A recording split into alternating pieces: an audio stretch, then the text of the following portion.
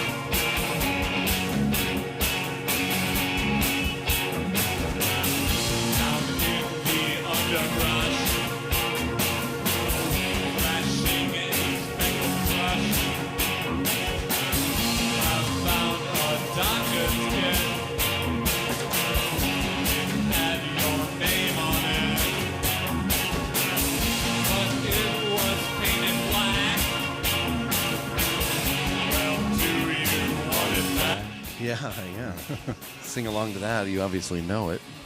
I know a little bit. Okay, so this is a special episode. It's episode number 5, Ruix Podcast 2.0. Aren't they all special? Thanks, buddy.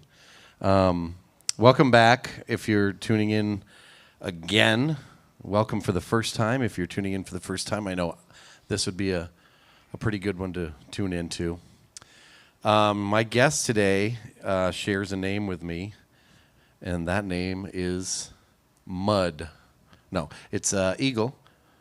My brother Ben Eagle, musician, library extraordinaire.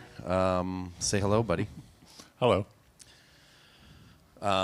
So we were talking about doing this for a couple weeks, and you. I'm not trying to throw you under the bus, but you did say you were a little nervous about it, huh? Well, yeah, I didn't really want to do it, but Yeah. here I am. Here you are. Here you are. You're a trooper, and I'm glad that you're here. Because we got lots of shit to talk about. You know, we've obviously grew up together, so there's a gold mine of stuff right there, and we play in band together sometimes, That's true. and we go to the same barbecues, things like Same that. social events. Yeah, same social events. So, yeah, what do you want to start with? I mean, I don't even know if I need Oh, notes. it's on honestly. me now? Like, what do you mean it's on you now? Well, I mean, you're interviewing me, so it's like, what do I want to talk about Oh. myself? Well, see, I thought. Where should I start? I thought that you. I was born a frog. That's actually kind of true. No, I mean, I thought that maybe you've watched the show before. Perhaps you haven't. I don't know. But, I watched my first one today. see, to be so the honest. truth comes out. Which one did you watch? How many have there been? So this will be number 5 for the return. But Okay. there were, I think, 21 episodes of the audio one in 2015, 2016. Okay. I watched Hannah, which was probably the Okay, last yeah, that was the you last did. one. We did that one last week. And I Still available on noticed- YouTube. I noticed you talked about the cucka tape on it. I don't know if you talk about the cucka tape in every episode, but No, but we could talk about it this one too. I'm sure we'll talk about it at some point. Okay, good. Just write that down. Yep, I'm going to make a nice bullet point on cockatape. And no, I'm not trying to make it all, I'm not going to try to put it on you, but I don't know. I like to consider this more of a discussion and less of an interview because, yes, I have some things that I ask about and try and sort of extract from my guests. But, I want everybody that comes on to feel comfortable enough just sitting down and saying, "Hey, Jeegs, how you doing today?" And, I feel like every guest has done that so far. We've talked a little bit about, both of our upbringings, and it's sort of a, ongoing story or, oral history, as it were, of my experience in the Dubuque arts and music scene. And you're a big part of that, wouldn't you say? Yeah. Okay, I think so let's. I guess let's talk about. Both of us grew up with. All of us brothers grew up, listening to mom and dad's records, and those influenced us pretty heavily. What? No, Something struck you The funny. first memory that comes to me is, music has always been a big part of our lives, but it's almost like it was, like I had no choice. It was subliminal because they would be having their parties downstairs, and I would be trying to sleep. I want to say on a school night. It probably wasn't on a school night. I'm probably just being dramatic about that, but. Don't be afraid to I get was right in trying there, too. to sleep, and I'd be hearing the B-52s at 3:00 in the morning, blaring from the downstairs speaker. And then if I complained, it probably went up a little louder.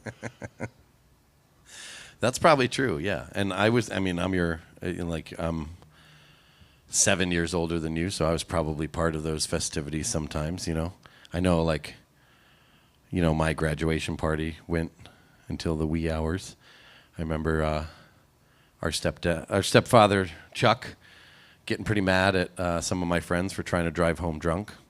Won't call anybody out by name, but you know who you are. I don't care, Or do you? honestly. What's that? Or do you? Do I what? Or do they know who they are? Oh, maybe not. I don't know. But Let's so- hope they're all tuning in tonight. I hope so. It's a like I said, it's a big one because you never did the audio one, but here you are, finally willing. Was there a little bit of anger when you said that? What do you mean? You never did the audio one. Was there a hint of anger? I'll address that. No, not really anger for that, but I will say that when I first asked you to do this, and you were like, I don't know, what's it going to be like, or something like that. Like, I was like, geez, dude, what do you think I'm going to do to you? John's used to people asking no questions and just like doing whatever he asks. Yes, exactly. It's like, I get I'm going my to give way. you my time. Sure. Yeah, of course. Why wouldn't I? Okay, but you have to admit that that's not exactly where, you're, because you told me afterwards, you're like, I don't know, like you're in. No, this is important, obviously, because the Ruix thing I helped come up with. I mean, Ruix was. Go ahead. Go ahead. Spill it out. Yeah, Ruix came from my mind. It was a good friend of mine, Bernard Ruix Pepe, wherever you are. Still in my mind somewhere. Yeah, he's imaginary, so he's nowhere. Or tell us about he's Bernard. Everywhere. Tell us about Bernard. Yeah, he lives in a store way behind Okie Dokie on University, which isn't there anymore, but the store is still there somewhere. What was the store called? Pepe's Arcade. Yeah, had any arcade game you could have asked for. Had VHS rentals. He looked like Moondog Mike. Oh, see, I didn't know that detail. Yeah. Yeah, he had long gray hair, little spectacles. When he was Bondo, he lost those spectacles. Oh, he was Bondo. Oh, yeah, that's right. He was the star of Bondo. Bernard Ruix Pepe starred in a movie that I wrote the screenplay for. At what age? I wrote what do you call an adaptation of a screenplay? Anyway, I wrote that. Bernard Ruix Pepe stars as Bondo, and Now I'm Mean. That was Bondo 2, though, right? Oh, yeah. Now I'm Mean, maybe Now I'm Meaner. He lost his contacts. He got contacts. I don't. This isn't that interesting. It's very interesting, but it's a little disjointed. You're not okay. So, if I can piece together how I remember it, Well, I could. Ben, piece when he was together the what? whole- Teenager, even younger, probably preteen. Hopefully. Wrote this screenplay called Bondo, and I think it was supposed to be like a spy thriller, a la Like a revenge thriller, maybe. okay, a la Bond. I assumed that's where you got the name Bondo, but maybe not. I don't want to speak out of school here, but it starred his imaginary friend Bernard Ruix Pepe as Bondo, and man, it was illustrated and everything. It was really good. And then he wrote a sequel called Bondo 2, Now I'm Mean, and The whole story would be problematic now because he was the sympathetic protagonist, but he also was a wife beater. oh yeah, that's So. true. To be fair, she beat him all the time, and he got his revenge later on. But I don't know if that makes it better, though. See, so the point is, this creativity started early for you. Yeah. When did you start? I'm gonna steer it back into music a little bit, and we'll come back to the fam at some point. When did you start, writing more, music and songs and stuff like that? Getting interested in playing guitar and any other instrument that you play? Well, when you told me, when I knew I was planning for this today, so I was like, John will probably ask when I started writing music. Mm-hmm.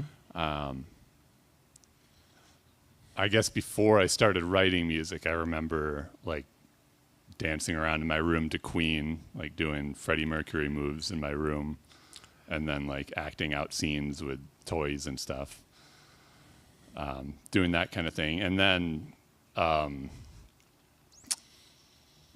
making like fake CDs. Like I wanted albums back then, so it all had to have a theme. So I printed out like CD cases of imaginary albums I made, and then wrote the songs on there.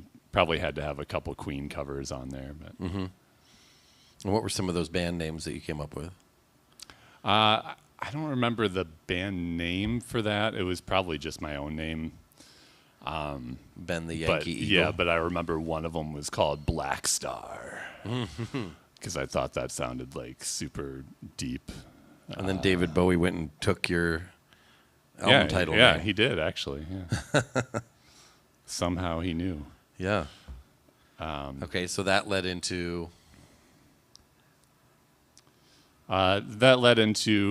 Let's see.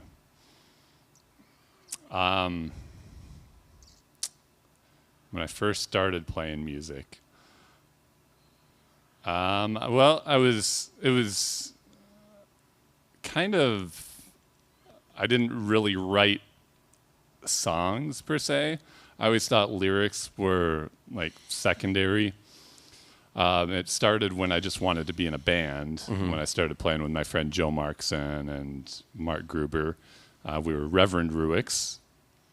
oh, yeah. And then I guess to be in a band, you have to have songs. So we just jammed and made music. And most of the songs didn't actually have lyrics then. I just kind of spoke in tongues throughout the songs. I sort of remember that. I remember I judged a Battle of the Bands. Do you remember this? Yeah, I do. That you guys were in. Was you still Reverend Ruix then, or had you...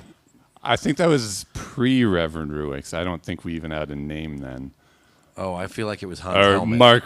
Mark probably said, signed us up as Bon Jovi or something. And No, because we played as I Bon didn't have Jovi. anything to do with the signing up. I was just a judge because I worked at CDs for Change. Oh, yeah. But I think we were Bon Jovi. I don't think you were Bon Jovi. Honestly, think it was Hans Helmet, but I don't. I don't No, remember Hans for Helmet sure. was after Reverend Ruix. I know that, but like, was it really that early? It was. I guess it was 2003 or 4, so it probably was that early. Yeah. Okay. Anyway, go on. But that's sort of the first thing that I remember seeing cohesively that you had done as a band. I'm like, okay, this is cool. And Mark is the brother of one of my best friends, and yeah, I remember you and Joe growing up together, and Joe Yeah, being a big part of your life. Yeah, still play music with him now. I actually do too. I sometimes. was 16 then. I wasn't a great guitar student up till then. Didn't really take an interest until I started playing with other people. And then when I just started playing with other people, it was just doing like riffs that I was doing like like in my room, like just doing like Mr. Bungle riffs or something. Right. And that's what the songs became, or like pentatonic scale kind of stuff, but way noisier. And like once it was always like I had an idea first and then went for it when it wasn't really ready. Okay, And that's how I it get was. that. Yeah, that's kind of how I do most things in life. And that's how it was with that. Like the Battle of the Bands we signed up for, we'd never performed in front of anybody before. We didn't even have a song. We didn't have a single song, nothing. And then it's like, oh, we're going to go do this Battle of the Bands. So that same day that we were signed up for it, we started, we were like, all right, well, I guess we got to play something if we're doing this. Yep. I remember, I hope this doesn't hurt your feelings, but I was the only judge that voted complete. Like I gave you guys like perfect marks because I was like, I thought every other band was terrible. like they took it way too seriously, and they were playing their, like at the time it would have been like, oh, I don't know, the same as now, I guess. Green Day and Nirvana covers, but like there was some Get Up Kids and like a lot of emo, screamo kind of stuff back then, and people were taking it real seriously. And it was, again, it's a battle of the bands, and I think it was at Carpetland. If I'm not, does that sound right? Or a bingo hall or something. Bingo hall, yeah, whatever it was. It was down on Central. It was, I think, pretty close to here, and everybody was taking it so seriously. And there were like some bands that were like probably in their mid to late 20s. And then most everybody else was like teenage. And it's just like, dudes, what are you doing? I remember like when I was in high school, I was in that band Beneath with Jim Meyer and Dave Hansen. And we played this battle of the bands. And we lost to guys like in their 30s. And I still talk to some of those guys that beat us. I was just going to say they did their bucket list. they beat some teenagers. They beat some teenage kids, yeah. And it was it's devastating. Because they went through several Battle of the Bands before. I'll tell you off mic who it was because like you know them too. But it was like, dudes, come on, you can't give this to the high schoolers. Like, anyway, but I thought that aspect of Battle of the Bands in general were always silly, and you guys just got up there and were yourself, and you were goofy, and both you and Joe had like, kind of. It didn't seem like there were real lyrics, like you said. It was just like kind of speaking in tongues and syllables. Like and stuff. I said, we didn't have a song, so I was making them up on the spot. Right, that's what I mean. That night. Right, and I thought it was awesome. I thought it was really super charming and awesome, and I was proud of my little brother for being like joining the ranks, being in a band, and you guys played shows after that. I remember, right? What's the progression after that? Yeah, we did some Reverend Ruix shows after that. I mean, like, to be fair, most of those things probably sounded terrible. Yeah, but you guys were having so much fun, and like, who but cares? I Every think, band like, sounds terrible at first. Well, yeah, and I had the thing like where if I'm going to go on stage, I have to like wobbly do table. something. So, if I'm like just playing one riff over and over, I'm not going to stand there like. Burp, burp, burp, burp, burp, burp. Sure. I'm going to move around and like act like an idiot and like just make it a show because people are there to watch something. Yeah. If the music isn't interesting, at least like they'll watch some guy like move back and forth on the stage. That's kind of interesting. Do you think that there's, based on the trajectory of your career in music, I guess, and where it's taken you and where you're at now, that there's a bit of performance art behind what you do musically? I mean, that's just something I thought of now. I've not intentionally. Yeah, okay. I never thought of it that way anyway. Yeah, like I said, if like you're on the stage, people are there to watch you. Mm-hmm. And when that realization sets in, it's like, oh, they're watching me, so like I'm here to entertain them. So yeah, like, you owe it to them. I got to do something. Sure. It's like I don't know what else to do except like move my body in goofy ways, like. And I don't know if that's distracting to like the actual music, but especially early on, like there wasn't that much thought in the music I was doing, to be fair. Right. So it's like I got to make this interesting, and yeah. Here you go. Yeah, and you're built like one of the noodle things outside of a car dealership. Right. So he like, oh, listen to us. Right. But yeah, no. So I think there might be something to that. Like I said, I hadn't really thought about it until right now. But yeah, there is like a performance art level to, especially now. Like, I mean, I guess the most recent thing would be Glimmer Blinking, unless you're working on something else. I don't know. Again, I'm pretty new back, but well, that's the main thing. I'm playing some songs with my friend Nate. I don't know where that's going to go right now, but right now, yeah, just kind of getting back into this with Glimmer Blinking, and gonna do the first ever live show with Cut Hairs with my friend Joe. Yep. And Me.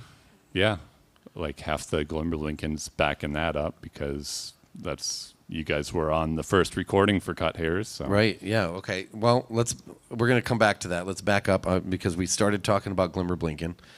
And you also mentioned Mr. Bungle, like doing that. And like, like I know both of us are big Patton fans. And, like I know you loved, Primus and Zappa, and a lot of this like proggy sort of, goofiness. Do you think that sort of informs where Glimmer Blinken ended up?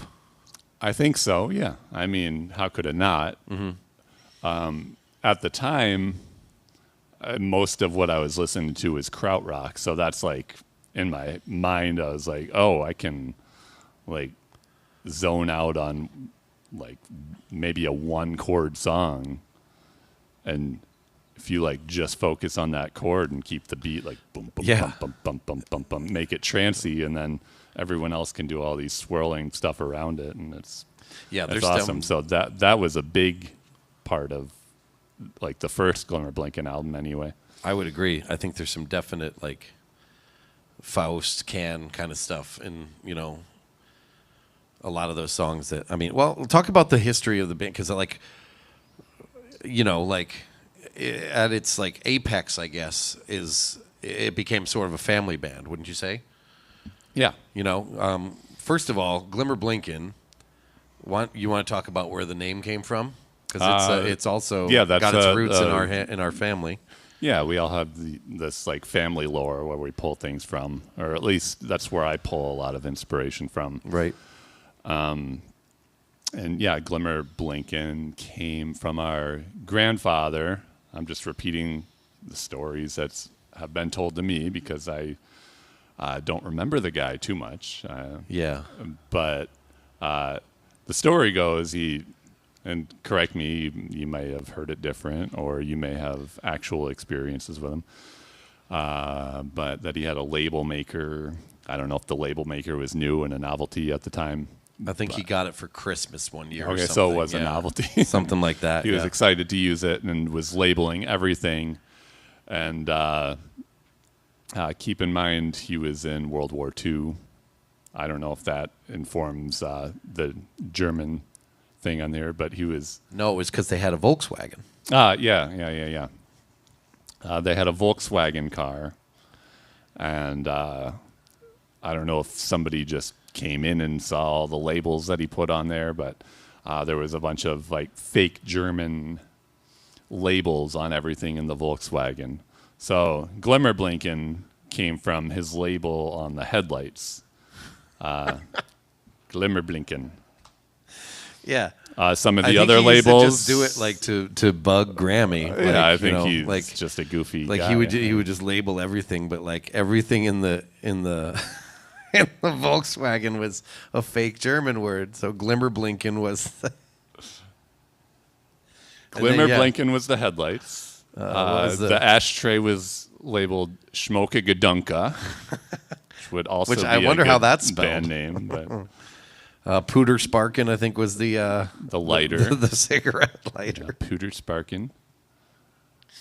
So yeah, that's where Glimmer Blinken comes from. I don't know. There's probably more, but those are the three that I remember the most too. Right. Yeah.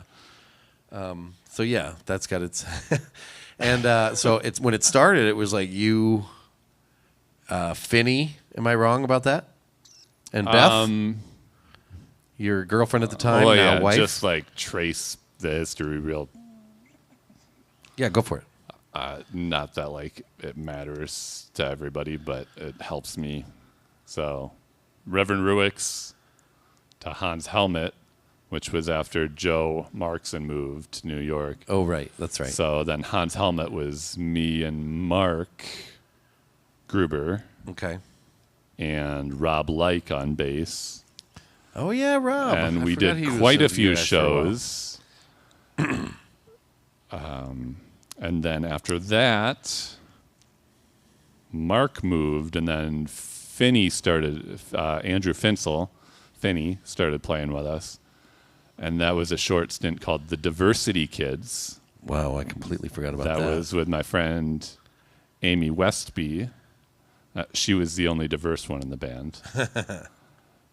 And she worked at Twist and Shout in Denver for a while, I think. No, I didn't know that. Pretty sure, yeah, before I ever got there. She also worked at CDs for Change, weirdly. But anyway, that's just a side note. Yeah. Worked at two of the main record stores I worked at. Anyway, let's get to where I'm getting. Yep, sorry. Then Diversity Kids. Don't be a dick about it. I'm just trying to remember where I'm getting to. Diversity Kids. How many times am I going to say that? What were they called? I don't remember anymore. Then Noema, or Numa, Noema. That was I don't even remember that. me, and that's what became Glimmer Blinken originally, and that's where some of the songs were. That's when I started trying to do the crowdy thing, because I got my friend Aaron to play bass. Aaron O'Shea. Yeah. Yep, I remember that. He didn't really. I don't remember if he didn't want to at the time, but I was like, dude, all you have to do for these songs is just literally like play one note over and over and over, and that's like a few of the songs was just him going, and he loved it. He was just going do do do do do, and he got to put a costume on, so he put a costume on and went do do do. Right, do, I remember do. that. I mentioned it. So I didn't know that was called kinda, Noema.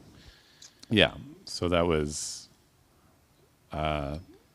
that group, and then around that time I met my future wife, Beth Roberts, and she was playing with Bob Bucko, who is also in the Glimmer Blinken. They were doing a duo called the Kittens of Rhythm. Oh, right. That was fun. Yeah, and I used to see them at Isabella's sometimes, an old bar in Dubuque. Yeah, And probably some then- YouTube footage out there somewhere. Maybe I don't. Yeah, Maybe. yeah, I don't know. If you have Maybe it, they have share some. it, because I'd like to see it. Yeah, really. I would too. And then Bob was doing an open mic for a while, and then Beth and I started playing together, and then somewhere along the line we decided to all play together, and then that's where the Glimmer Blinken was born. Mm-hmm. And there was a show at the Masonic Temple that we all played at. Somebody put on a big party at the Masonic Temple, and Okay, so that's what I remember, and I remember I didn't play in the band yet, and neither did our other brother Rick. So that was just that you. was still Finsel. on drums. Okay, so you formed this big like super group, I guess, or not super group, but like a big band, I guess, out of the bands and projects you were doing, and that became Glimmer Blinken. Yeah. And then other people sort of started to exit and then enter. At some point, we thought it'd be cool to do double drums, and me and Rick were both available, and so we both joined. Bob was already playing with you, or no? Yeah, Bob's been one of the constant members since the Okay. beginning.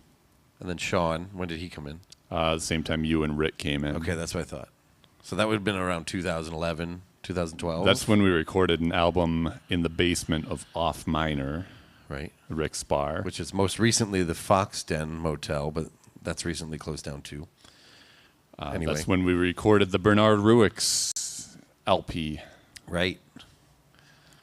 Which That was a good one. I received a exclusive copy of, because only guests of the Ben and Beth wedding actually got the CD copies with the like intricate packaging, and I promptly lost mine. So good if you job. have another copy, I would love to have it again. Maybe, Sorry, but guys. it's going to cost you. All right, that's fine. I'll pay Discogs prices for it. So is that free? Whatever you price it at, I'll buy it. Or you could just give it to me because you love me.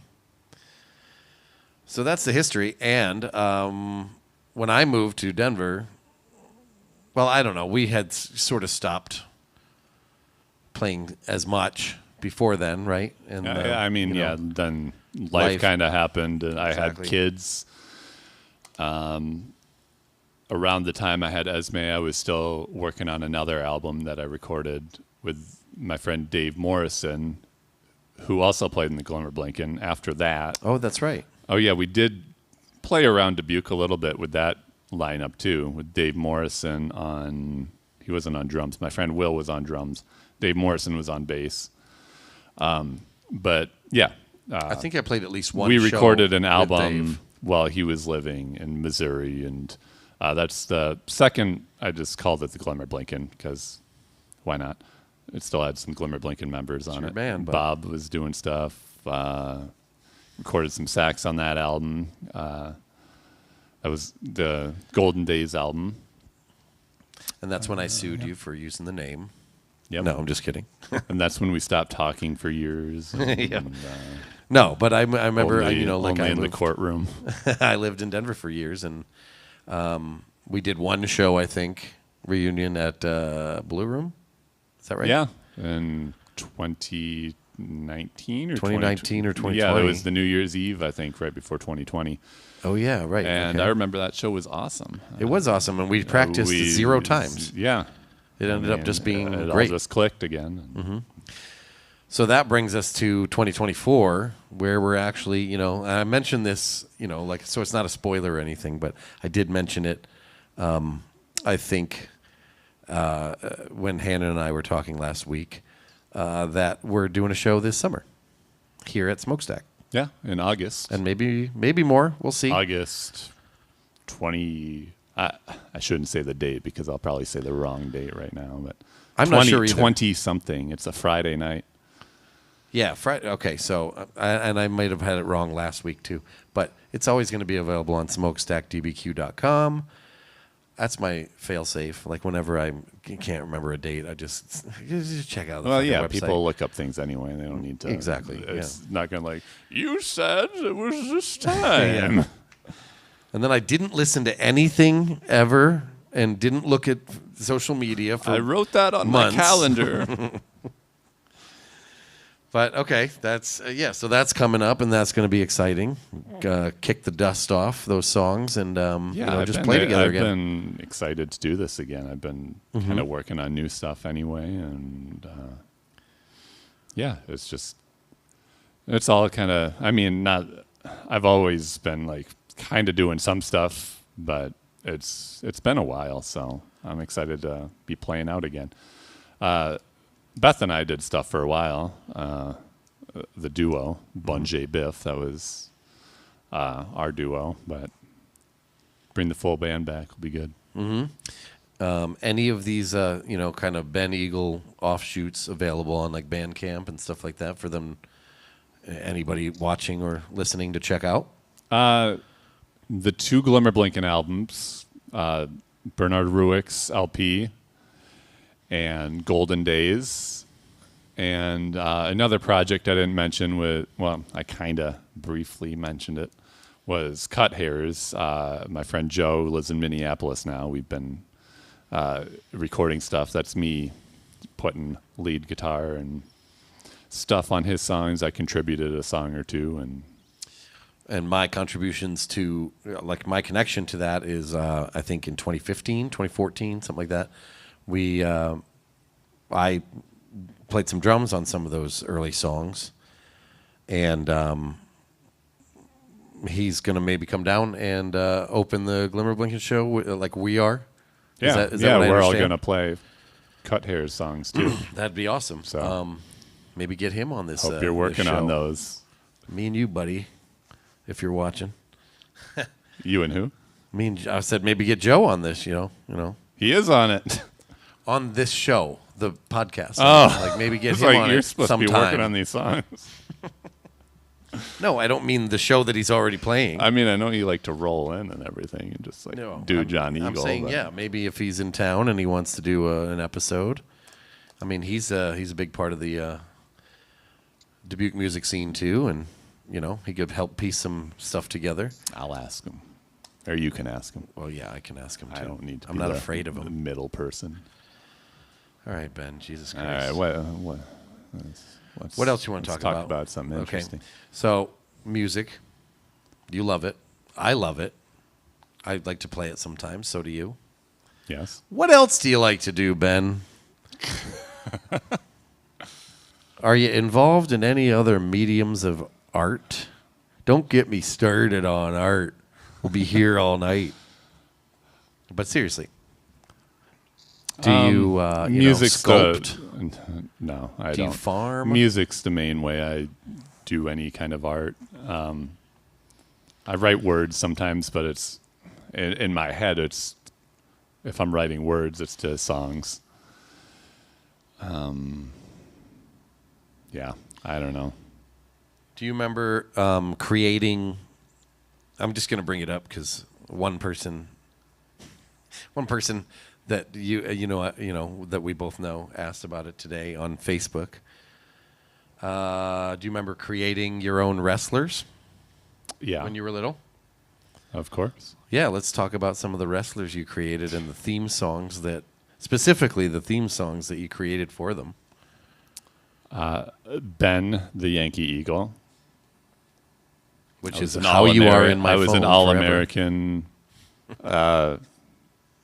decked out wrestler. I don't know, like Hulk Hogan. Imagine me like Hulk Hogan. I often imagine you like Hulk Hogan. Yeah, I mean, I'm getting his hairline probably. Yeah, just like a skirted eggshell and like Yeah. giant, for some reason, muscles, but you're still built like you. Oh, you do imagine that? Yeah, of course I do. Sweet. Why wouldn't I? Hope more people do. Fred, the colorful Dixon. I remember that one. He was very colorful. Let's see his theme song. I Let's can't do it. remember. Oh wait, Ben the Yankee Eagle had a theme song too. Oh yeah, I don't remember that one. I'll skirt back to that. Okay, Fred the colorful Dixon. how'd that go? Colors are great. Colorful is really neat. Colors are great. Colorful is really neat. I think that's it. That's it? That's all I remember to that I have not song. been saying it right then because I'm always saying colors are great. Colors are really neat. Colorful is really neat. Colorful is really neat. Wow, Because that he's doesn't the even colorful fit. Dixon. Like that's so awkward to say. I know, but you don't want to say colors twice. I mean, that Okay, that that's a gets good kind point. of burdensome. It's like, I yeah, guess you already said colors are cool. if It's we're like, we're talking essay rules, then yeah, you don't want to say colors twice. But yeah, you're right. Okay. Ben the Yankee Eagle. Let's hear his. let's see.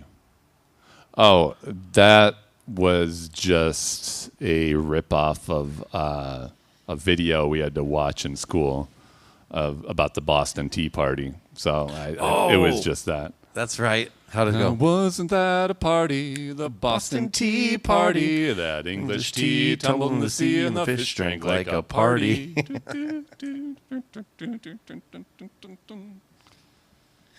Oh, I love it. Talking You about should- words that don't make sense. Well, yeah, I don't none of know if these I made didn't hear sense. it right or if, you know. And of course, okay. Anyway. We're this is paving the way for the most famous, the most sought after, the one that everyone remembers. Your flagship wrestler. I thought Ben the Yankee Eagle was. Well, that's your that's your I was the hero in my own mind, but Yeah. you know, I was always that's your alter beaten. ego. But your flagship wrestler for your league in your mind. I always was lost to Steve the Midget Dinahoo. I see why you said that. Really, Steve the Midget Dinahoo. which obviously midget Not is, the preferred term anymore. you know, when you're 9 years old though, it's fine. And, you know, professional wrestling, that's probably still the term they use. But That's probably true. yeah, he had a song, didn't he? Didn't he? Did he ever? I believe Beneath or what was the band I had with Arb? I don't know. Burnt Toast? One of my bands. Is that Burnt Toast? Well, yeah, Burnt Toast, but like after that would have been like, well, not and before Grain Belt because obviously he was in Grain Belt too. But like, I don't know. One of my bands covered this theme song because it's delightful, and I want you to sing it for the people. As long as you join me. Oh, you want me to join you? I will. Well, let me start it. See if I remember it. Oh, I remember it. There was a man named Dinahoo who ate some cheese one day. Despite of all his differences, he had the right to say, I am a midget.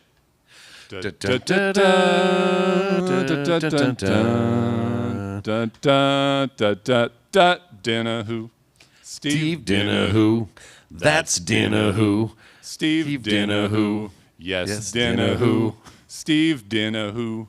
Go Dinahoo. Steve Dinahoo. Whoa Dinahoo. Steve Dinahoo. OMG Dinahoo. Steve Dinahoo. LOL Dinahoo. WTF Dinahoo. Dinahoo. Where'd that come from? Yeah, that's the GOAT right there for your wrestling songs. Yeah. That was the stuff. I don't know where to go from there. That's just like what you were building up the whole interview up to. I know. It's like, okay, we got to dinner. We still got 20 minutes. What else 20 plus minutes that we could talk about. Hannah and I talked about the Cucka tape last week. You want to get into that a little bit? Sure. Okay. First of all, I'd like to formally apologize to you because when you contributed to the Cucka tape, sometimes we were mean about it because you were so young. So we're like, come on, say something real or whatever. And you could barely, you would say like something like a Snow kid would and say. caca. Yeah. And then we'd be like, come on, say a real thing. Like that wasn't caca-y enough. Yeah. Or whatever. Well, I was a little afraid that this interview, like, you would somehow do a trick where you'd keep hitting pause. So whenever I had something to say, or I don't know, you probably did it to Chris too. I did. Yeah. John just liked to keep hitting pause over and over, and like you can't hear. This probably doesn't actually do the effect. It's like he would keep saying pause over and over. Hitting pause over and over, and then you'd talk, and it'd just keep going in and out, and Yeah. So I It thought had this really I great came up stuttering with what effect, I though. thought was a great story. I was like, I'm gonna do the weather report, and I'm gonna sing the Itsy Bitsy Spider, and then I talked about the Itsy Bitsy Spider going up the caca spout. Yep. I remember that. But then I remembered getting super mad because you kept hitting pause over and over. It's like, John! Good Lord, I hope people find this funny. I think it's funny. Yep, and then Dad would yell up, or one of them would yell up, let your brother participate in the Cucka tape. Or whatever. I don't even know if they called it that, but like Rick would always call it like, oh, you guys just sitting around telling poop stories again?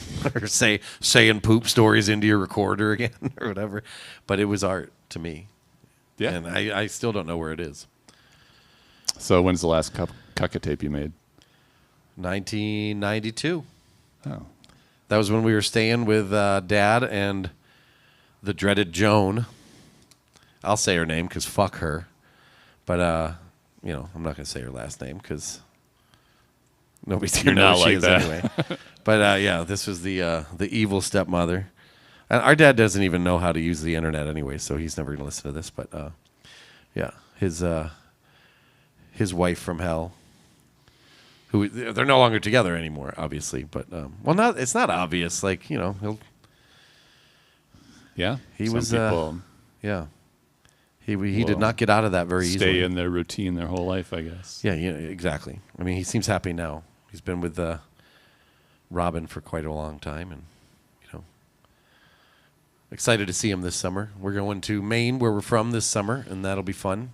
A bunch of us Eagles together. And wives and girlfriends. It should be fun. See some relatives and some beaches, and I don't know.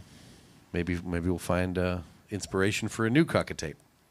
Find a couple crabs. We'll find a couple crabs. One can hope. Yeah. Let's see here. All right. What do you really want to ask me? I don't know if I want to ask you anything. I just want you to talk about your life and what else. You're a librarian, obviously. Talk about that. I mean, you do some pretty great local events at the public library, Carnegie Stout, here in Dubuque. Well, the first program I ever did and the one I still continue to do. It's been 6 years on now, maybe 5, 6, something like that. Is music at your library. So we do local concerts of local bands every other month, almost every month, skipping July and January because it's a first Fridays thing. So do that. Besides that, I teach ukulele at the library. I do group ukulele classes for adults. So, if you want to learn the ukulele, stop by. We'll play some pop songs together. By pop songs, I mean songs from the 50s and 60s.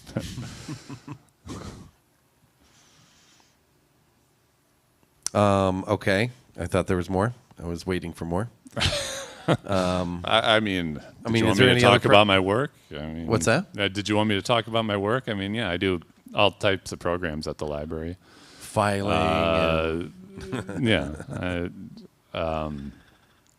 No, you don't have to. It's up to you, buddy. I was Local just kidding history around. programs, that's always cool. But I don't know. We're talking about art today, so Yeah, those are the artistic programs I do at the library.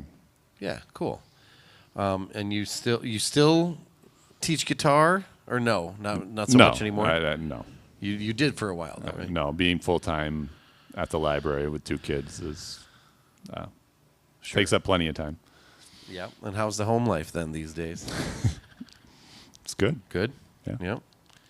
Everybody doing okay. I mean, I obviously see them pretty regularly too, but Yeah, kids are great. give Kids me an are- opportunity to talk about family life. I know, like I'm like the only one who doesn't participate in that really. Yeah. But I love your kids and my nieces and nephews are important to me. So I was Speaking I to started the- to do that again. See, Yeah. sorry about that. Yeah. I mean, they're all Everybody's good. growing into whatever they're going to be too. I mean, they're it's working true. on. Esme's playing cello and piano. She wanted to do a open mic at some point. Wanted me to play some song with her that she heard on TikTok. And That sounds fun.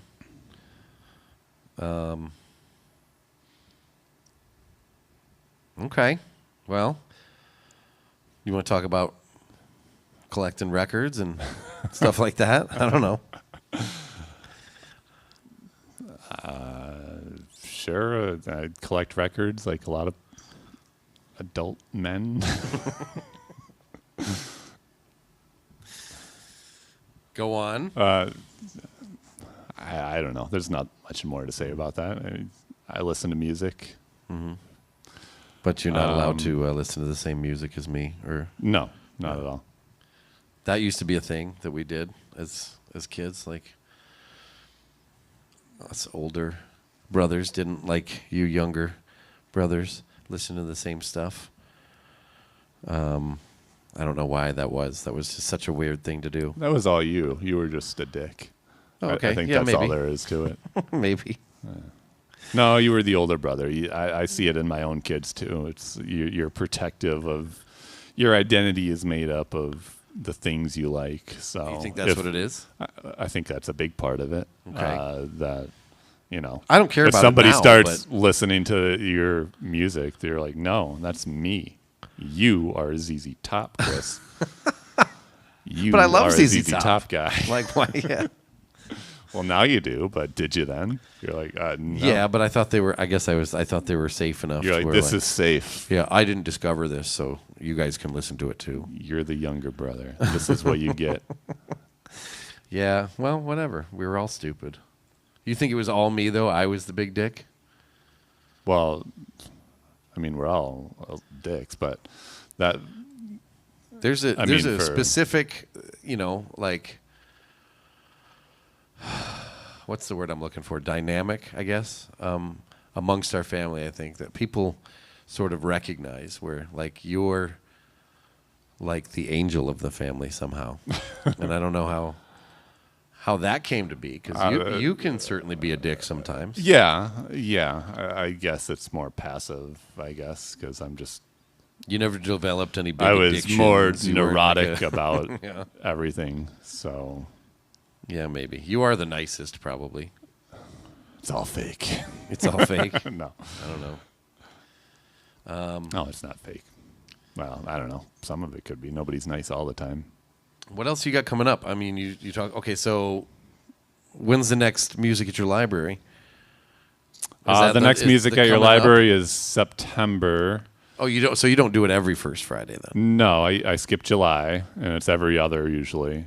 Okay. July, the first Friday is close to the 4th of July, so I don't want to compete with Dubuque's fireworks, Is the that a lovely hard, fireworks fast display. rule usually? Like if you get somebody interested I and would, they want to do I it would in change July? it if it wasn't like right next to the 4th of July, maybe. Do you have one I'd coming just up? get afraid that nobody would come. Right. Do you have anybody lined up for September? Denny Garcia is doing some kind of project. Oh, very cool. I asked if he wanted to do something with Mississippi, and he's like, "Yeah, we'll do something." It's like, "All right," and then he's like, "It'll be some kind of combination of us." All right, Very cool. go with that. So Last some one kind was- of combination of Denny and probably some other people. And he said he'd do a solo show if not. And Denny's solo shows are great too. So Oh, definitely, yeah. We were just talking before the show that it would be cool to try and get him to do the show sometime. So I might talk to him. He wasn't like we had the Mississippi Trio on the audio version, but actually we did film that one too. It's on YouTube, but I shouldn't say we. Dean filmed it, but it is on YouTube. And yeah, I would love to talk to him because he's got He's so got- many stories. I interviewed him for the library. We did a podcast for a little bit. Oh, you did? Yep. Oh, cool. And yeah, I interviewed him for that. And Where yeah, can- guy's got a lot of stories. If you look up Carnegie Stout, check it out podcast. I interviewed a few different local musicians. Denny, Breon Bowman, Ty Bailey. I think that's the main ones. It's kind of short lasted. It was one of those things that came out of the pandemic where we're all working from home and have more time to do those kind of things. So did you do them all on like Zoom or something? Or like No, that was when we were back remotely? in the library. So actually, no, I did do Feast of Mutton, and that was remotely. That was on Zoom, Okay. and then the other ones were at the library. Okay. I don't think you ever told me about that. That's cool. I'd like to hear those. And there's only like 4 or 5 of them? Something like that, yeah. Yeah. Carnegie Stout, check it out. Yep. I'm I'm going to write that down. Check it out. And then November is Brandon Bowerly. I think he plays down here sometimes too. He does electronic music, so he'll be doing the one in November at Music at Your Library. Nice. And you got anything? Is that the furthest out you got a book? That's as far out because after that, that's it for this year, and then I'll start booking for next year. Nice. Anything else coming up that you want to, plug yourself into? Like, we still got a little bit of time. You can plug events. You can talk about farmers market. I don't know. What else do people do around here? I mean, I know what they do around here. They drink and Yeah. go out to drink at other places. But I don't know. Do you have anything else you want to bullshit about? Because I covered kind of everything on here. You want to talk? You want to talk about movies? Me and Dean were talking about movies earlier. What's the last movie you went to see? I don't see that many movies. What's the last one I watched? I think was The Holdovers, Oh, that was great. which I watched at home. Paul Giamatti. Yeah, Alexander Payne. Yeah, I'm a big fan Alexander of his Payne stuff. movie. That was a cool movie. Yeah, I watched The Bear, the TV series. The Bear's great. That's fantastic. What'd you think of it? It was awesome. Yeah, I mean, that episode with the like the whole family, like You know what I'm talking about? Where they are a Christmas dinner Yeah, or they whatever. have a Christmas episode, Yeah. and all the episodes of The Bear are super claustrophobic, and everybody is like Yeah. talking at the same time throughout the episode, and like yelling at each other, and like also carrying on casual conversations at the same time, like just to show like that their like abusive relationship is normal for their relationship. Mm-hmm. Like complimenting each other one moment and like tearing each other apart the next. Mm-hmm. Like a family does. Yeah, but yeah, that episode just keeps building and building. But yeah, Yeah, won't I go like that into too. that too That was much. good. I finally saw The Unbearable Weight of Massive Talent on a Sunday night. It was this movie where Nicolas Cage plays himself, and he is asked by an apparent cartel member to come to his birthday party and just or not asked, paid like $1 million to, and because his at least fictionally in the film his life is floundering, or his financially floundering, he decides to do it, and it turns into like them writing a screenplay together that becomes the movie. It's kind of meta in a way, but I liked it very much. I was always curious about it. I just never got around to seeing it until recently. It's pretty good. Did you see it? I didn't know. No, but you've heard of it. You're more of the movie guy. You watch a lot of movies, don't you? I do. Yeah, A lot I of haven't. TV too. A lot more TV lately, I would say. Yeah, I'm kind of more of on a TV kick lately. I watched that. Oh, what the fuck was that? Baby Reindeer on Netflix. Oh, I wanted to see that. Yeah. Incredible. I can't recommend it enough. I don't want to talk about it much if you haven't seen it yet, but I saw another show by that person, The End of the Effing World. is that the same guy? Oh, I saw that I think too. yeah, that was Okay. a great show. Wow. Okay, I didn't know that was the same person. Anyway, yeah, I highly recommend that. That's really great. But otherwise, yeah, I haven't been watching a lot of movies lately. I've been, preparing for this. I'm taking insurance licensing exam soon, so I've been kind of cramming for that. Nothing that interesting. And I'm not playing music. So I'm Did you ever excited to write play. songs? That's a good question. I have written things that could become songs. Actually, no, that's not true. I've actually written a few things for Legal Fingers, and I wrote a whole EP's worth for Legal Fingers. And Ryan and I would write together in Realms. Okay. So yeah, I do have some songs that I have written, but I don't play anything but drums, so it's hard for me to write music. I kind of hear something in my head that I want to hear, Right. but then when it never comes out the same way when somebody else is playing the instrument, but I end up liking it better. If you're writing a song for drums, I don't know if you just started with a beat and you're like, It always starts Ryan. with a beat. Well, that's For what me, it else do you does. start with drums? Well, yeah, I mean, you could start with lyrics, I guess, but Yeah, but you play a beat and then you're like, okay, Ryan, put something to this. yeah. Okay, so that's how it usually ends up going. If we're writing together, at a jam session or whatever. But I don't know. I mean, I wasn't always welcomed to do that in past bands, so I don't know. That sort of made me intimidated to pitch ideas, because I don't know. I don't want to get into all that, but it wasn't something that necessarily. Well, I guess People don't want to hear, oh, the drummer's written a song. Let's see what the fuck he has to say. Because Well, I guess to be fair, it's then they have to write a whole new part for that. yeah, I guess so. Unless you came with something play this too. Right. Yeah, maybe. Most of the time, it's I got Otherwise, this beat. here you do. I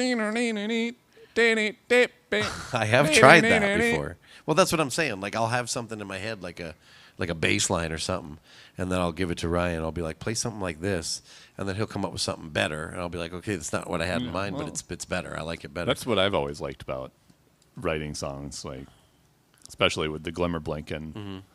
Like, I don't always when I'm writing stuff, it's not like I have an idea of where I want it to go. Yeah. I don't know where I want it to go. It's just like me exploring ideas. Sure. So when I bring it to other people, it's like, do whatever you want with this. And then it's like, oh, cool. Yeah. I wouldn't have expected it to go here. It's more of just like discovery rather than like trying to come up with some kind of vision or something. Yeah. Yeah, I guess so. I don't have an end product in mind when I write songs, I guess. It's like I do something I like, and then I just like play with that idea. Right. Almost all like every time I come up with lyrics, it's almost always like a hair metal fan, you know, like it's still always about like big tits, Demolition Derby, drinking, you know, like shit like that. So Need for Speed. yeah, whatever. Like so, like I guess I get why maybe nobody wants to hear from me, but Fast and Loose. yeah, that's actually pretty good. I'll write that down. Fast and Loose. No, and that's why Legal Fingers was such a good avenue for me because, like, you know. Did you write lyrics to that song or that band? I did. I wrote, like I said, I wrote a whole EP's worth Okay. of lyrics. And some of the music, I guess, I sort of came up with. It was mostly just the drums, obviously, but, like, you know, there were some parts where I was like, let's do something like this around this part or whatever. Yeah. For the most part, it was, you know, Ryan writing the riffs and us coming up with the rhythm, me and Dave, and then Micah joining eventually. But yeah, that was a cool band that I always loved playing in. So I think we played together before too, like doubled up, like Glimmer Blinking and Legal Fingers shows. yeah, I think we did. A couple times at least. So when you're writing lyrics, are you writing in the style of? I guess that's kind of like what you were going for with Legal Fingers. You like were doing like your favorite kind of hair metal kind of stuff. I guess so, yeah. So when you're writing lyrics, you're kind of. It was also kind of tongue in cheek too. So you're like, Yeah, I guess so. But now it's like it sort of sticks with me. Although Realms is more of like a kind of a Melvinsy thing, and I think it's less about that and more. did you write lyrics with that too? A couple, and I'm writing lyrics right now. We have our songs recorded with Matt Homan, and hoping to do like a little jaunt this summer. But you know, who knows? We'll see. We're trying to work it out, like Dubuque, Iowa City, Omaha, That'd you know, be cool. something, Des Moines, whatever, and Denver. And I would like to get that EP that we recorded done, but I got to go and lay vocals before I do that. I got to finish the lyrics, and I have written quite a few, but they're dumb, you know, like whatever. Like I don't write. I'm not a great lyric writer. You know, I like to write screenplays. I like to write. I think most songs I record like have reviews. dumb lyrics, and in fact, I like never pay attention to the lyrics, and people are like, "This is what that song's about." I know. I had no idea. I probably even sang the wrong chorus or something. It's like the lyrics are the last thing I ever pay attention to in a song. Yeah, and honestly, like the amount that I've heard that over the year, or the number of times I've heard that over the years from other people, is the reason that I keep writing them. Because I was like, okay, not a lot of people, like maybe, you know, and it's not like, you know, anybody that's like, like would join, say, a mentorship program or like want to get into a band for the first time because they're really like an eager lyricist. They're going to go and listen to a band like Legal Fingers and be like, oh, I'm trying to get inspiration. You know, like it just doesn't work that way. You're going to go listen to Bob Dylan. You're going to go listen to Leonard Cohen, Randy Newman, shit like that before you're going to go listen to a band anyway, you know, especially a rock band, don't you think? Yeah. I will say I do enjoy like listening back to songs because every lyric I write is like just me working through my own mental stuff in my head. Oh, totally. So Me too. just writing all my thoughts out and then like just me thinking about my thinking. And every song is about me thinking. Thinking about thinking? Thinking about thinking in some way. That's what most of the songs are about. And yeah, working through Geez, there's levels neuroses and stuff. to that. We could unpack that a little bit. I'm just thinking about thinking and then writing down what my thoughts on thinking and what those thoughts entail about thinking. There was like, things are things because we call them things. That was one of my brilliant lines. I like that. That's is that from Things? That's from Making Dogs Out of Clouds. Oh, okay. And that but there is a song called Things, isn't there? Probably, and like one-word titles. But that song was about I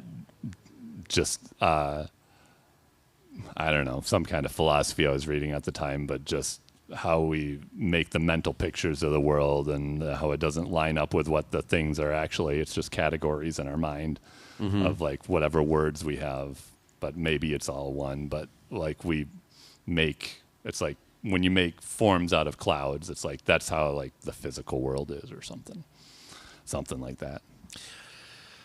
Ben, I believe that you majored in philosophy, if I'm remembering correctly. Yeah, you can tell. Yeah, you can definitely tell that. What do you think? And that was all because not knowing what to major in, and I liked thinking about thinking. So, well, and every philosophy class I've ever had was probably the most fun I had that semester. You know, I've taken a handful of philosophy classes myself and ethics classes and stuff, and it's just like writing about that kind of shit is more exciting than like, I don't know, like figuring out earth science or whatever. It Brain feels, thinking. It feels like you're doing the most important thing ever, but then you're like, I'm just talking about whatever, a table for like a year. Table, yeah, talking about a table for a year. Well, I don't know. I think we did it. Sure. How do you feel about it? You want to say anything else? No. What did you think of? I'm excited for the Glimmer Blinken show, though. Me too, man. Like I haven't I know played a lot in of a people. while, and I'm excited to do that again. Yeah, me too. I haven't been stoked on playing music in general lately, but that's actually got me pretty excited just to play with you guys again, my brothers, and the most playing I've done is coming down to smokestack open mics and just jamming with people sometimes. So yeah, or jamming with friends, not really working on anything in particular. It's just playing because it's fun. Right.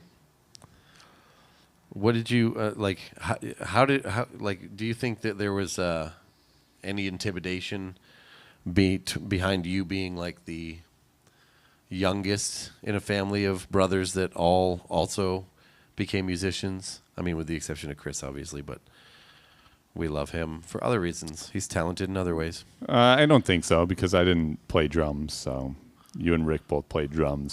So. But here's the thing: like, I wanted to play guitar so bad, but Rick got drums, and so that's what I snuck down to the basement to learn because he had them in the basement. Did he tell you you're a drummer? No. He probably would have said you're not a drummer. Yeah. Right? Like you telling Chris he's a ZZ Top fan. If he treated me like I treated Chris and you, then he would have said, no, you're not going to learn drums. You're going to learn accordion.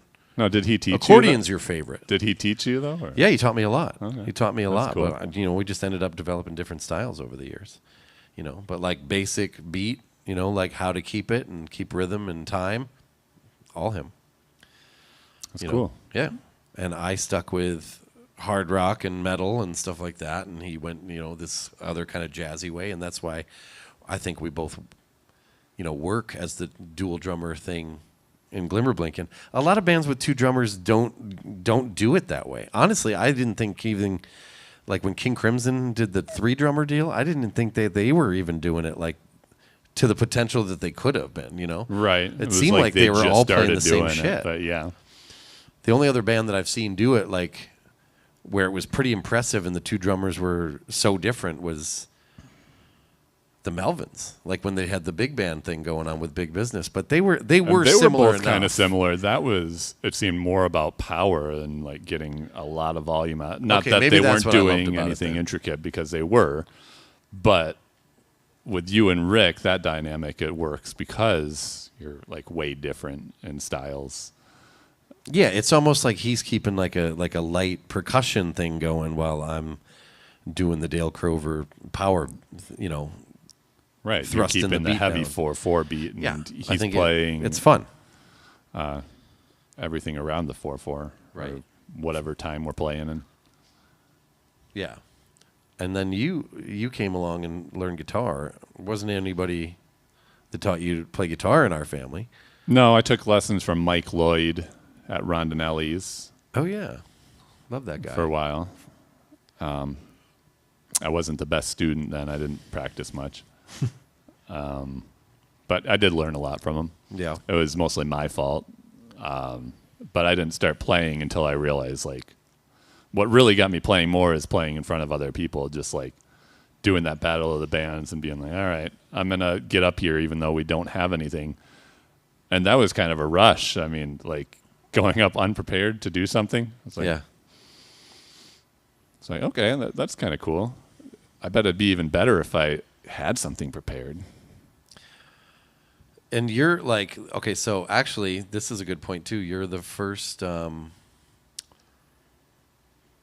guest of this second iteration of the show that wasn't like a mentor in this most recent mentorship program, but you kind of witnessed some of it go down and how it just sort of panned out.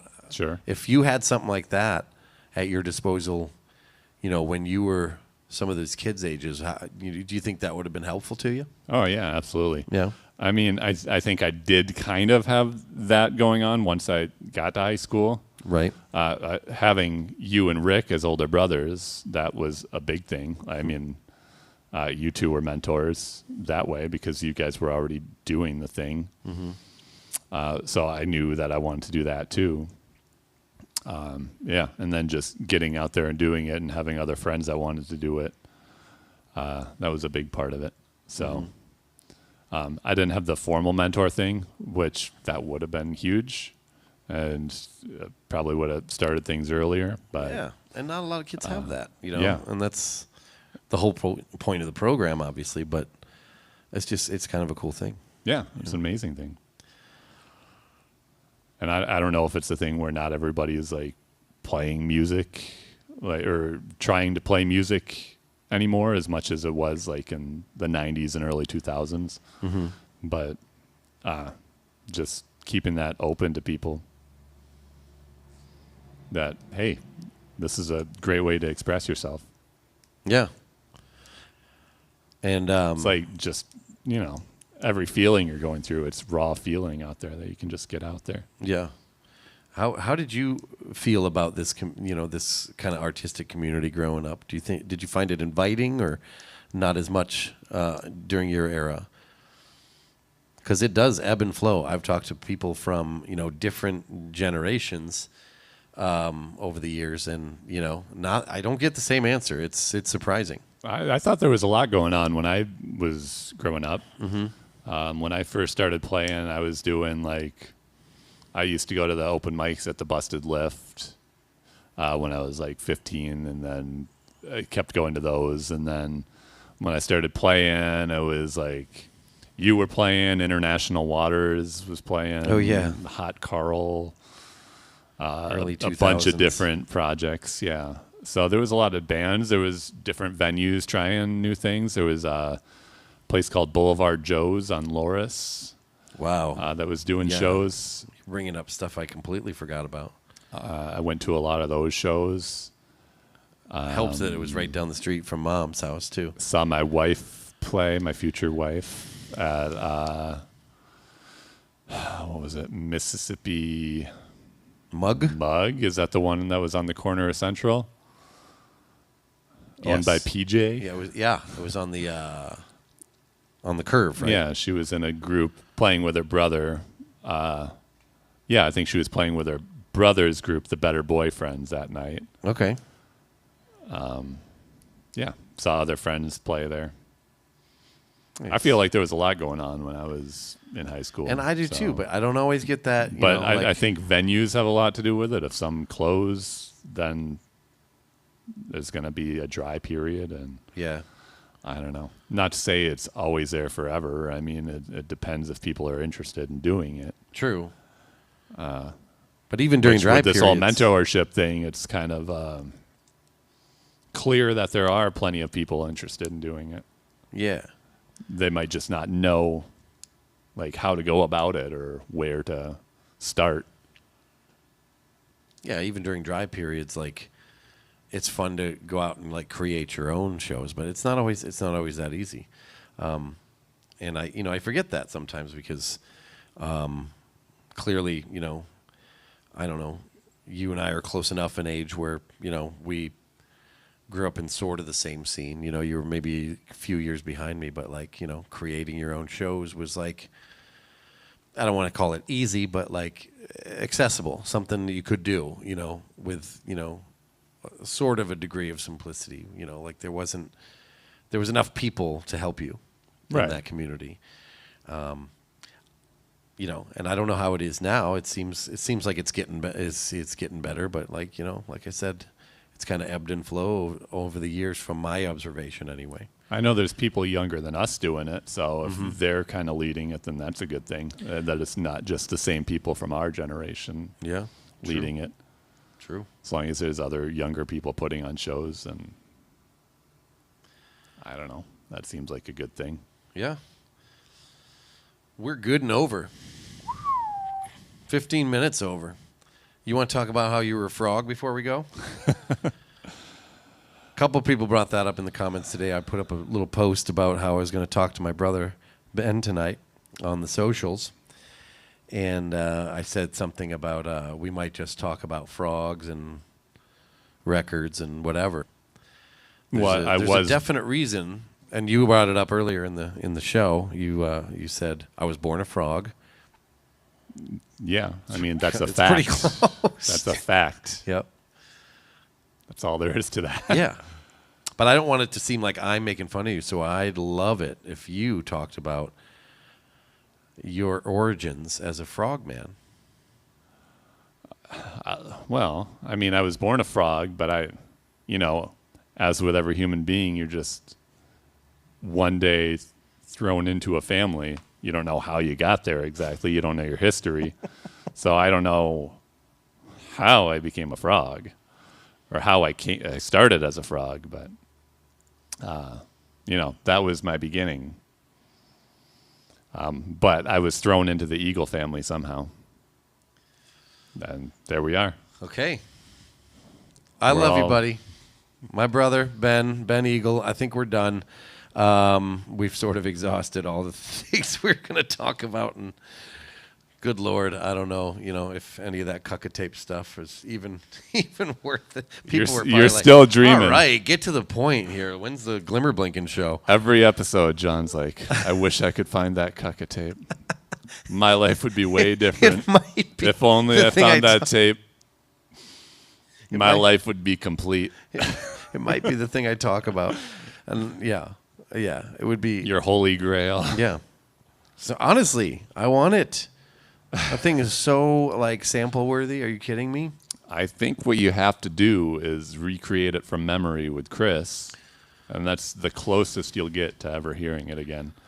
Well, I do that sometimes. I'll send him like little like voice memos talking about like smelly socks and whatever poops and what. But yeah. Has to be in our original, like, 5th grade voices, I think, or, 8th grade, whatever it was. Well, that's not possible, but you can record it on cassette if it makes you feel better. Anyway, yeah. All right. You feel good? Feel good about it? Yeah, sure. Yeah. All ages open mic this Sunday, June 2nd. It's actually before First Fridays. Doesn't happen that way very often, but sometimes. First Fridays is Friday, June 8th, so not this Friday, but next. And keep your eye on smokestackdbq.com for other events, shit going on down here. Of course, the Glimmer Blinking show in August 20-something, we've decided. And that's all the further we've decided. Thank you for tuning in. This has been really fun. Yeah, I'm glad you did it, buddy. Glad I made it. Yep. All right. Love you, bud. Love you too. Thanks.